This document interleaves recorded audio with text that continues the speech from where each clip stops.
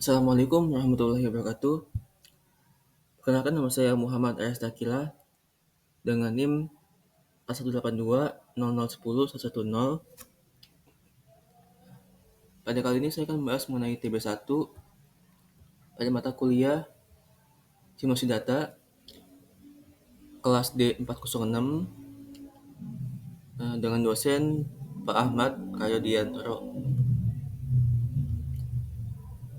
Untuk TB1 yang saya ingin bahas yakni mengenai klasifikasi data menggunakan support vector mesin, sense data dengan R.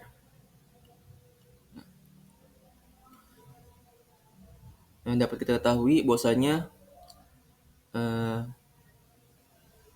yang kita ketahui sains itu adalah ilmu yang baru pada abad 21 Masehi. Nah, yang dimana ilmu sains ini adalah mengkombinasikan antara statistika, matematika, teknologi komputasi, kecerdasan buatan, dan lainnya. Sehingga perspektif ini mengakibatkan bahwasanya sains itu tidak hanya diletakkan pada ilmu baru, pada ilmu pengetahuan. Akan tetapi dapat membuat sebuah wadah baru untuk pusat-pusat penelitian atau program studi yang aktivitas itu berkaitan langsung dengan sains data.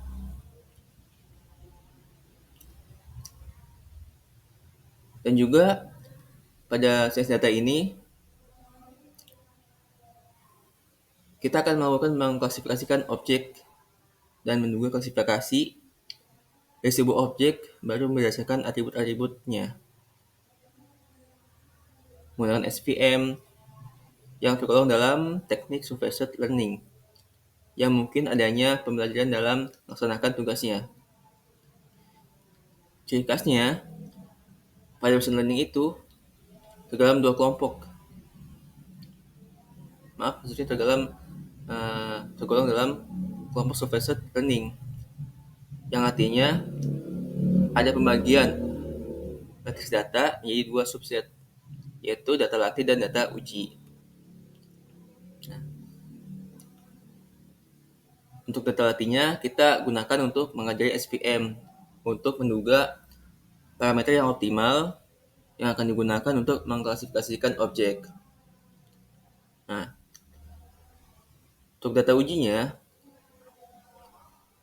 digunakan untuk dicoba penduga. Jadi nanti ketika kita hasil itu semakin rendah nilainya, maka semakin baik juga parameter yang diperoleh pada data latih. Oke, di sini kita akan melakukan di sini ada datasetnya, yaitu sosial, di mana dataset ini itu adalah dataset pegawai yang isinya itu ada Shreddy, Islamin, usia, gaji, dan lain sebagainya. Pada uh,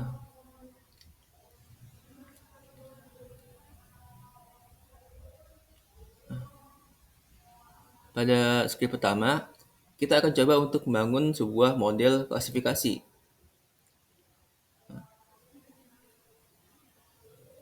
Nah, di sini kita akan coba ya untuk menjalankannya. Nah, tujuannya itu untuk model klasifikasi ini adalah untuk mendemonstrasikan penggunaan RStudio atau bahasa R untuk mengklasifikasikan data menurut atributnya. Nah, oke, kita jalankan. Di sini wait. Kita search. Ya, jalankan. Oke, dia akan memanggil file sosial CSV-nya atau datasetnya dari directory laptop kita. Lalu kita kasih atributnya dengan nama names. Nah, maka di sini akan muncul eh, bagian-bagian yang ada di dalamnya. Itu adalah ID, gender, age, estimated salary, dan broadcast. Lalu kita lihat uh, headnya. Nah, di sini kita panggil 5 saja ya, dari atas ke angka 5. Lalu di sini kan ada banyak datanya. Di sini kita panggil 5 saja buat memastikan apakah datanya itu sudah masuk atau enggak. Ya, sini ya sudah sesuai, sudah masuk. Lalu kita coba lagi, kita buat yang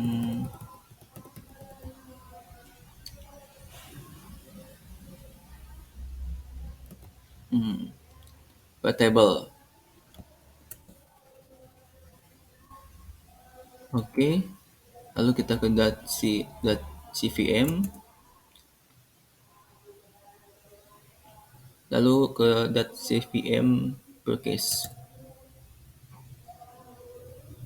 Lalu kita melihat strukturnya yang si .svm yang telah kita buat sebelumnya. Nah, maka di sini ketahuan bahwasanya pada atribut .cvm yang ini terdapat 4 variabel, yaitu gender, age, estimated salary, broadcast. Di mana gender itu ada di sini itu ada tipenya itu char, itu isinya itu jenis kelamin. Lalu untuk age ada integer, isinya angka dan sebagainya. Oke. Jadi di sini itu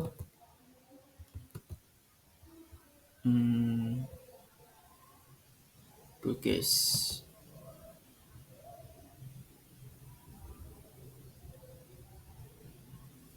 Oke.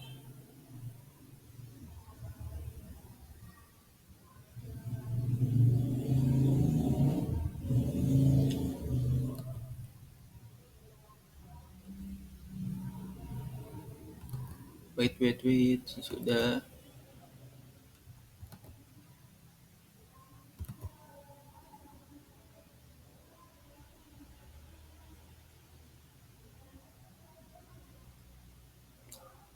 Nah,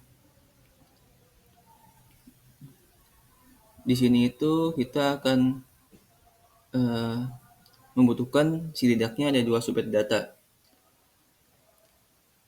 Jadi nanti data SPM ini akan dipartisi jadi 2 bagian. Itu data latih dan data uji. Dengan persentase subsetnya itu data latih sebanyak 75% dari total datanya.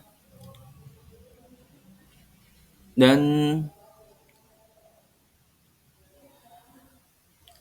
kita akan membentuk sebuah fungsi dan menggunakan sebuah library dari RStudio-nya. Oke. Sini kita akan bentuk data uji dan data latih. Kita menggunakan library Ketos. Oke. Sudah jalan library-nya. Lalu kita jalankan lagi script-nya, lalu lagi. Nah, makanya akan muncul nih ketika kita buat data latih. Di sini dia akan muncul data latih di bagian data setnya dengan 4 variabel dan 300 datanya. Lalu kita buat data uji. Nah, melakukan data uji. Nah, lalu kita jalankan head speed. Maka sini itu ada true, false, true lagi dan sebagainya.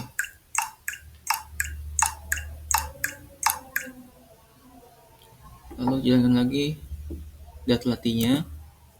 Nah, maka sini akan muncul eh, data 1 sampai 6.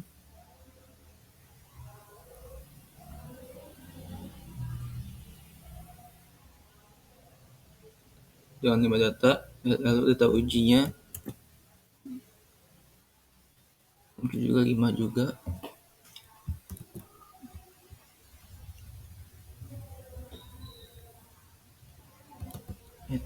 Oke. Jadi di sini eh, bahwasanya data latih dan data uji ini masing-masing memiliki 300 observasi ya.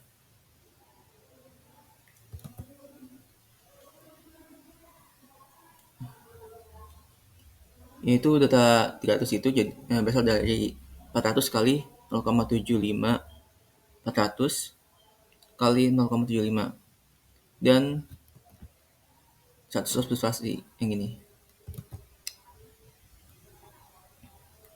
Nah, sebelum kita menggunakan atau membentuk sebuah support vektor, observasi ini sangat penting untuk eh, dalam pengklasifikasian objek, karena ia akan mempengaruhi hasilnya. Oke, kita jalankan lagi scriptnya. Nah, dia akan muncul kesimpulannya data CVM summary-nya, yaitu gender, panjang itu 400, tipenya itu karakter, dan ini ada hasilnya age, estimasi salary, minimal itu 15.000, maksimal 150.000, ada mediannya juga, dan ada usianya dari kecil menengah sampai paling tinggi usianya.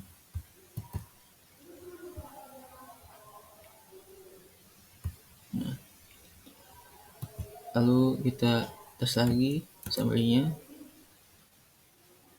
Beda ya tiap-tiap data itu beda.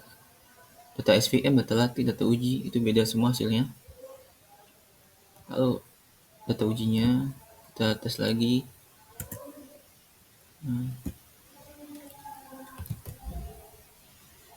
Bila kita perhatikan bahwasanya kedua atribut ini memiliki rentang pengukuran yang beda. Hal ini berimplikasi meningkatkan ketepatan klasifikasi SVM. Nah, jadi kita di sini akan menggunakan fungsi yaitu scale, bawaannya RStudio. Lalu kita akan melakukan menstandarisasi atribut data. Nah, kita latih, oke. Jalankan lagi. Lihat hasilnya.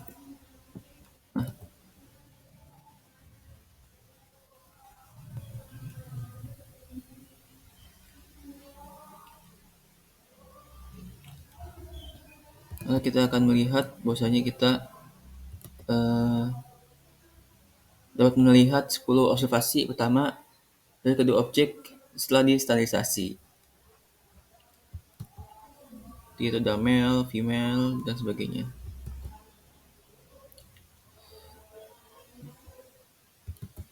Kita jalankan lagi summary-nya. Oke, beda juga hasilnya. Kita jalankan lagi head-nya.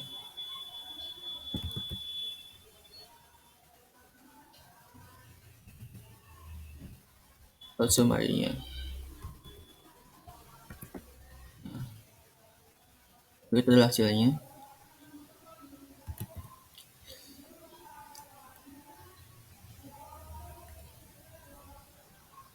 Nah, jika kita perhatikan pada kedua subset data, nilai tengah atau mean yang ini itu nilainya itu adalah 0 dan 0 dan data-data yang mirip. Jadi nanti kita akan membentuk sebuah data latih dan data uji dengan setelah itu atribut numeriknya. Sehingga pembentukan support virtual machine itu bisa dilakukan. Oke, nextnya kita akan coba untuk membentuk support vector. Kita menggunakan library S10.1.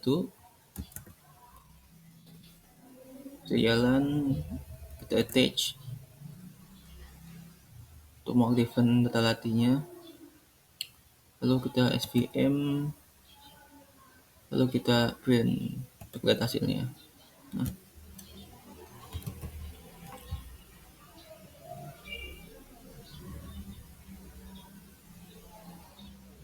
Nah, jika kita perhatikan bahwasanya library E10.1 ini itu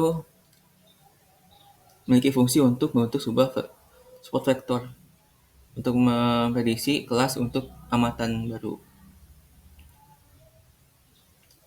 serta untuk melakukan fine tuning untuk parameter SVM yang dihasilkan.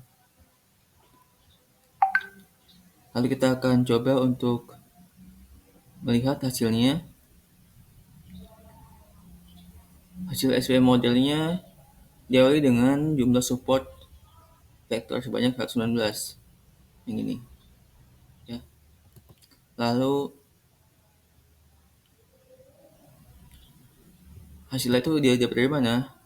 Hasil itu dapat dari 300 observasi pada data latih. Nah, untuk modul SVM dibentuk dengan formulasi per case, yaitu sebagai fungsi linear dari atributnya seperti gender, age, asymmetry. Nah, untuk tipe SVM-nya yang digunakan adalah C classification. Ya, kan banyak nih tipe-tipe SVM, yaitu ada 5, yakni classification, no classification, one classification, F regression sebagai tipe defaultnya, dan new regression. Dua tipe pertama tadi itu digunakan untuk menghasilkan pengklasifikasian observasi. Dua tipe yang terakhir itu digunakan untuk memprediksi model. Sama halnya kita ketika untuk menganalisis regresi, dan tipe ketiga itu digunakan untuk mendeteksi apakah sebuah observasi ini merupakan observasi baru atau observasi yang telah lama. Jadi kalau observasi baru itu berasal dari sebuah matriks data. Nah, nextnya kita akan melakukan klasifikasi pada data latih. Nah, di sini kita akan memprediksi nilai per case. Kita jalankan. Oke. Next. Nah, sini kita lihat hasilnya. Itu ada atribut aktual dan prediksi.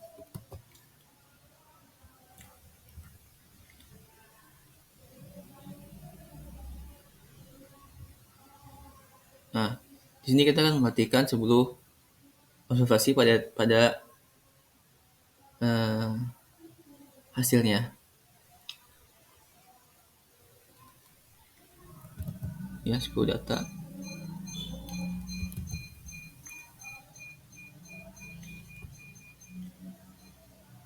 Di sini kita itu akan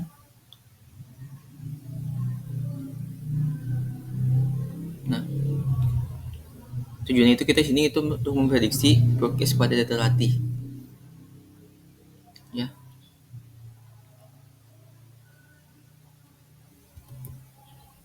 Lalu kita selanjutnya itu ada memvalidasi hasil klasifikasi. Nah,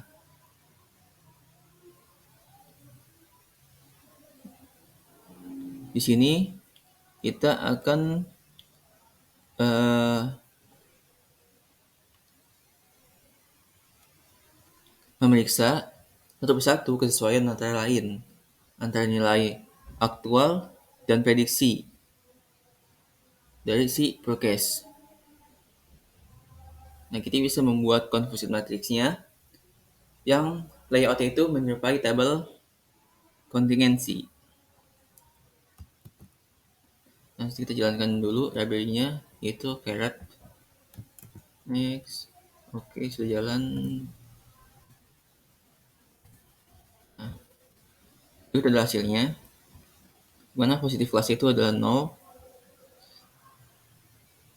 dan akurasinya 0,86. Lalu ada function matrixnya, kapanya, p-value, ya. Oke.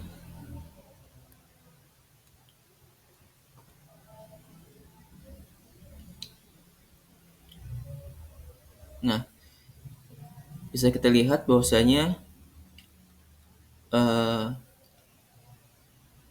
hasil dari confusion matrix dari caretnya menunjukkan akurasinya itu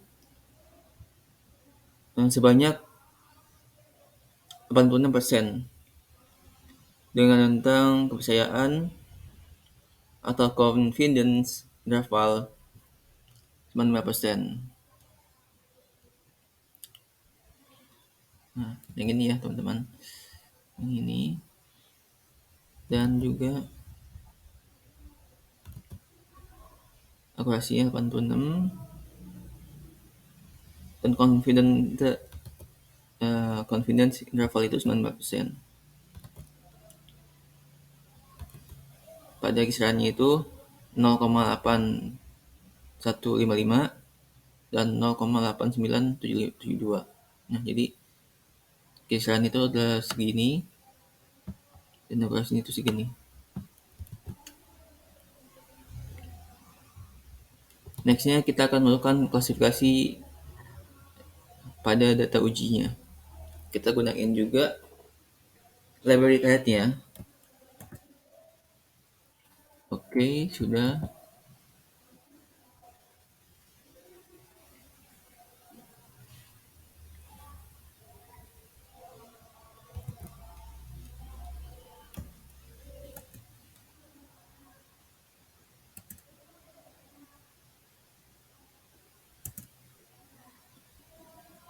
Jalankan lagi. Nah, berikut adalah hasilnya. Itu aktual dan prediksi. Di mana aktual itu memiliki nilainya.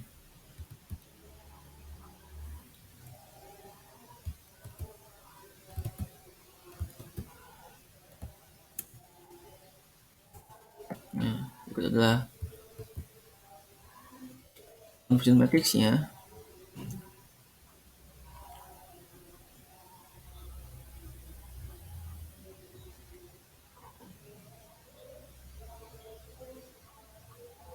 Nah, untuk akurasinya itu ada 0,8.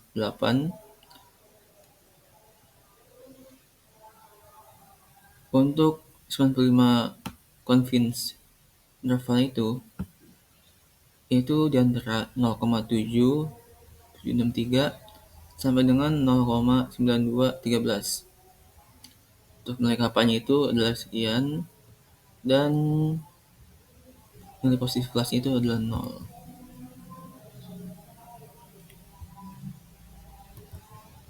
Oke, sini kita akan coba untuk model fine tuning. Ya, kita jalankan lagi. Mana ini?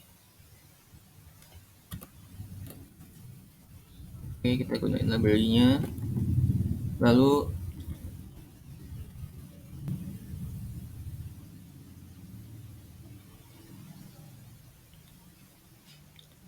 di sini kita akan coba untuk meningkatkan kinerja SVM dengan memilih secara manual kernel dan beberapa pengaturan lainnya.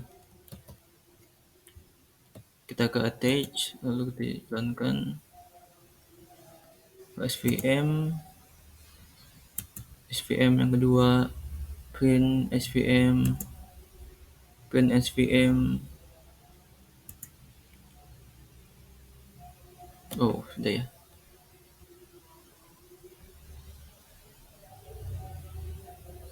Di sini itu sudah ada hasilnya. Untuk SVM-nya, kita dapat melihat hasilnya itu untuk number of support vector-nya didapat 108. Lalu cost-nya itu 0,5 dan kita gunakan adalah tipenya itu, tipe SVM-nya itu adalah C classification. Nah, ini adalah formulanya dari data per case, gender, tambah age, tambah estimasi salary. Lalu untuk SVM RBF 2-nya didapat hasilnya itu adalah 92 pada support factor-nya. Lalu cost-nya itu 1.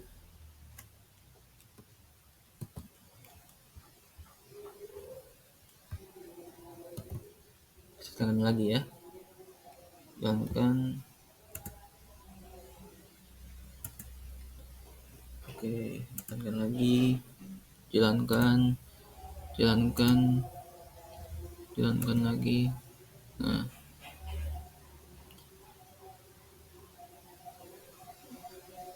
jalankan lagi.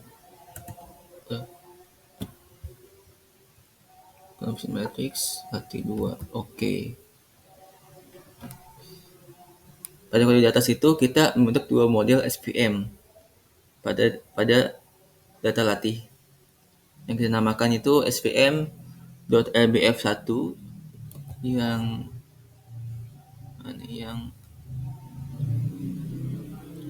yang ini.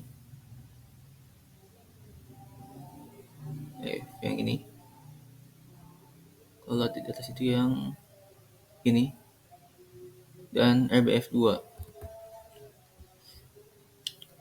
Perbedaan kedua model ini hanya terletak pada pemilihan fungsi cost, yang dimana sebuah nilai itu digunakan untuk mengontrol tingkat kesalahan klasifikasi pada data latih. Semakin besar nilai cost, maka semakin kecil nilai kesalahan klasifikasi yang diizinkan.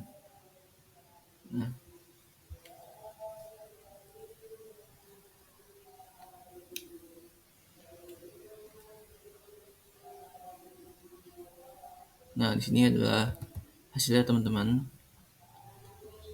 di mana nilai confidence matrixnya itu pada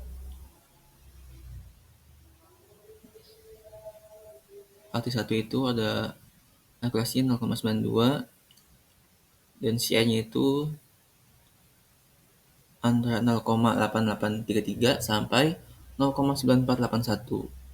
Nilai kapanya, nilai positif kelasnya untuk latih 2-nya itu akurasinya 0,9233, CI-nya antara 0,8872 sampai 0,9503.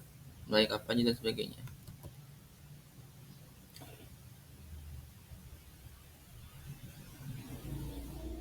Nah,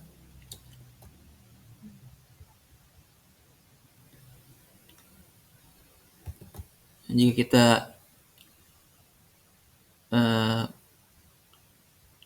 terlebih mepet, kurang ada waktu untuk melakukan tanding dengan manual, kita bisa gunain patch cake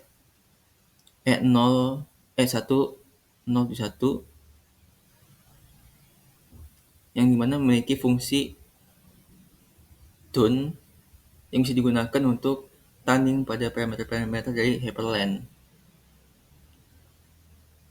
Nah, dimana kita bisa menjelaskan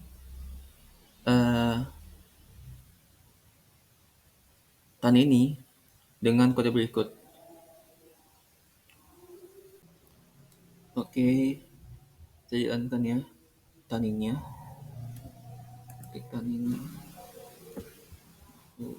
dia akan kepotong video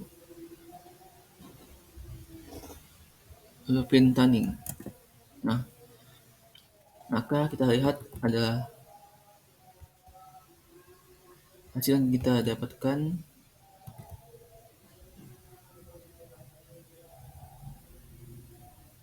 yakni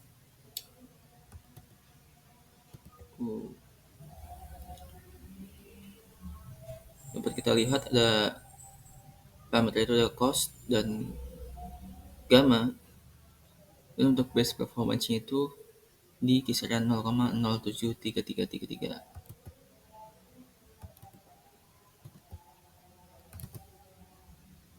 Nah, di sini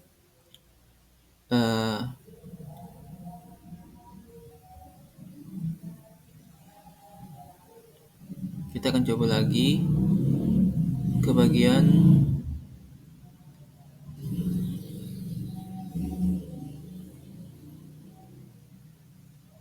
selanjutnya.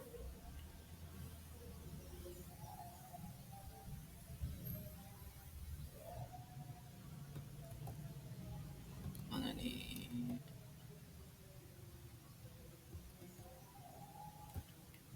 Oke.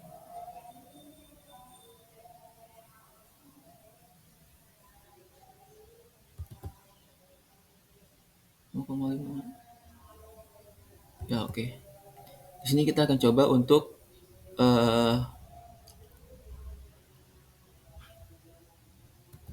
melakukan dicoba pada hasil tanning, ya. Karena fungsi kira yang kita pilih sama pada SVM RBF1 dan SVM RBF2 yang tadi, yang terbukti memiliki kinerja baik daripada dibandingkan dengan SVM Lean. Nah, di sini kita akan tanning gamanya, yaitu nilai Y dan cost. Dengan nilai gamanya itu 0,5 dan nilai costnya itu 1,258 dan seterusnya.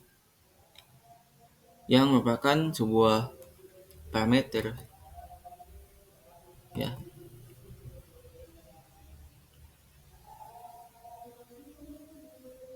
yang terbaik dari fungsi hyperplan maksud saya.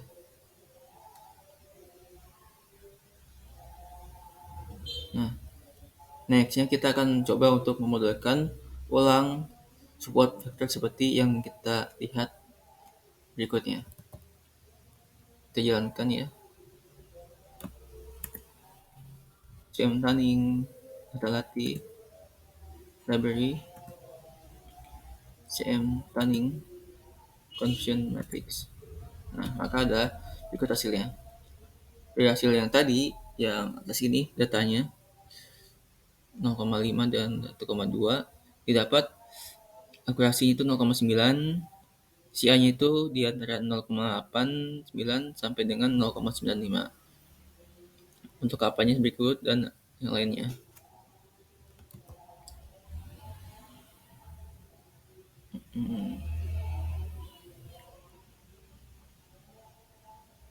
Nah, bisa kita lihat bahwasanya nilai akurasinya itu yang ini 0,92 itu lebih tinggi daripada sebelumnya, yakni yang SVM RBF2 tadi, ya, yang di atas ini, yang mana tadi, yang ini, ya, itu lebih tinggi dia akurasinya.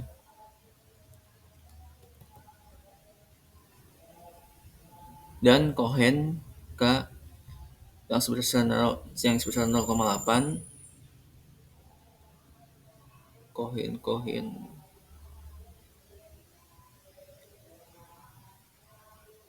itu lebih tinggi, lebihin Cohen K pada SVM RBF2. Nah,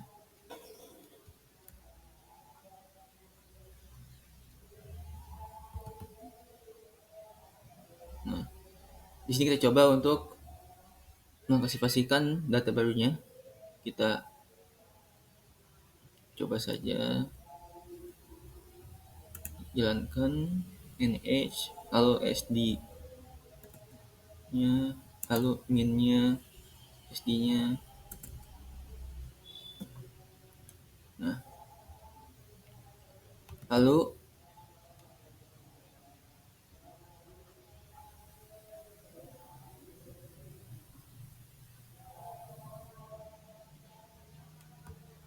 df psi.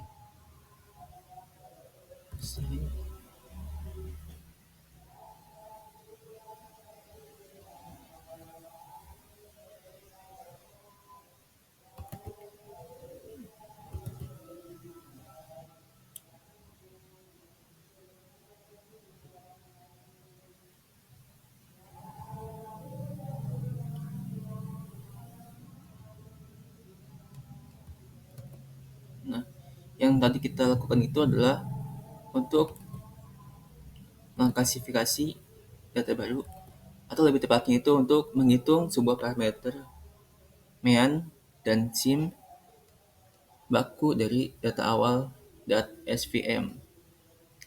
Ya.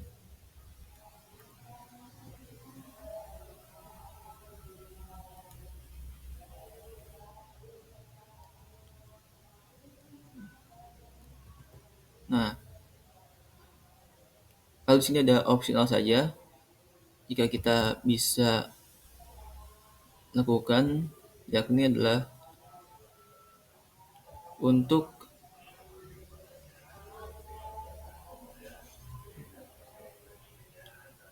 untuk bertujuan untuk jika atributnya itu bertipe numerik pada objek data yang baru. Nah, misalkan di sini kita namain dengan nama neo OBS. Maaf, data diprediksi CSV. Nah,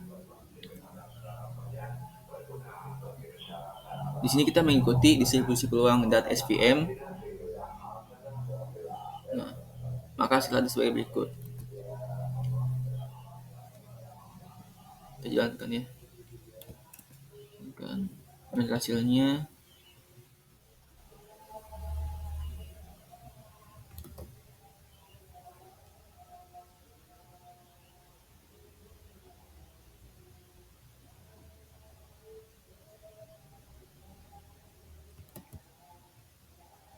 jalankan lagi.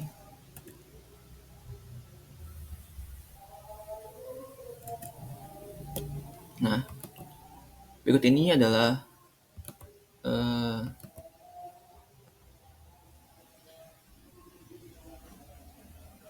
mengingat SVM tunning ini diperoleh dari data objek data uji yang distandarisasi, maka observasi yang akan diprediksi itu klasifikasinya juga mesti diberlakukan sama.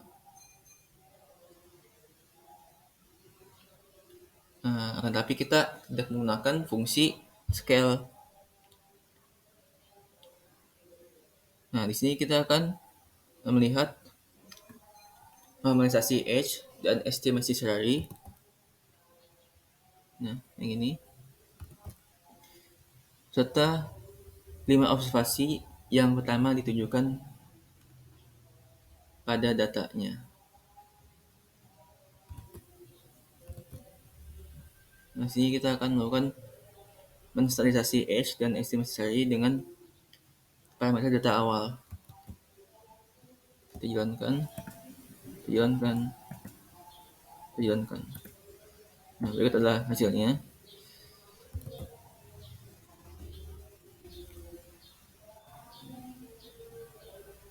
Sini kita dapat mengetahui atau kita telah siap untuk mengklasifikasikan potensi forecast dari 20 observasi pada data diprediksi CSV. Karena itu adalah nama datasetnya yang telah kita buat sebelumnya. Lalu kita di sini akan melakukan klasifikasi SVM Tanning untuk memprediksi forecast. Ya, kita jalankan lagi. Jalankan. Nah, berikut adalah hasilnya.